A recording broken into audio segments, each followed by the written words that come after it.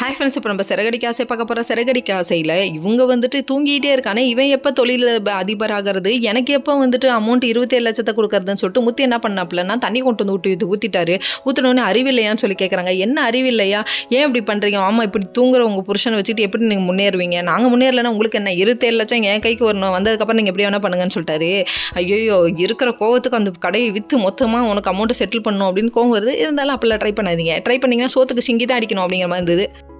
இப்படி இவனை எழுப்புறதுக்கே இவ்வளோ கஷ்டப்படுறோமே, தினமும் என்ன தான் பண்ணுறது, ஒன்றும் புரியலையே அப்படின்னு சொல்கிறாங்க. அதுக்கப்புறம் பார்த்தீங்கன்னா ஒரு வேலையை எழுப்பி ஸ்கூல் பிள்ளையை கிளப்புற மாதிரி கிளப்பி அனுப்பி விட்டாங்க. அதுக்கப்புறம் மீனாட்ட போயிட்டு விஜயா இருந்துட்டு லிஸ்ட்டு கொடுக்குறாங்க. இது சமைக்கணும், அது சமைக்கணும், அப்படி சமைக்கணும், இப்படி சமைக்கணும்.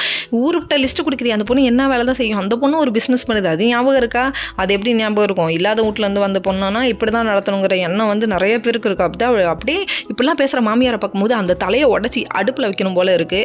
சரி விடுங்க, இதெல்லாம் ஒரு பக்கம் இருந்தாலும் டெரராக லுக் விட்டுட்டு அத்தை உங்களுக்கு வேணா கேளுங்க, என்னால் அவருக்கெல்லாம் சமைச்சு கொடுக்க முடியாதுன்னு சொன்னதுக்கு அந்த பொண்ணு மனசு எந்த அளவுக்கு கஷ்டப்படுமோ அவ்வளோ கீழ்த்தரமாக பேசுகிற. ஏமா இவ்வளோ கீழ்த்தரமாக பேசுறதுக்கு முன்னாடி உன் பையனையும் சேர்த்து வச்சு பேசுகிறங்கிறது ஞாபகம் வச்சுக்கோமா அப்பப்போ அப்படிங்கிற மாதிரி இருந்து.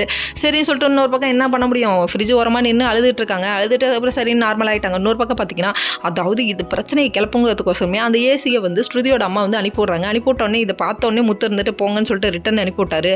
ரிட்டன் அனுப்பிவிட்டோன்னே இது வந்து வீட்டில் உள்ள எல்லாருக்கும் தெரியாதுல்ல, அப்போ கண்டிப்பாக பிரச்சனையாக்குவோன்னு சொல்லிட்டு இதை போய் மனோஜ்கிட்ட ரிட்டன் கொடுப்போம்னு சொல்லிட்டு மனோஜ்கிட்ட ஏசி வாங்க வந்தவர் முன்னாடியே கொண்டு போய் இந்தாங்க முதல்ல வாங்கின ஏசின்னு சொல்லிட்டு கொடுக்குறாங்க.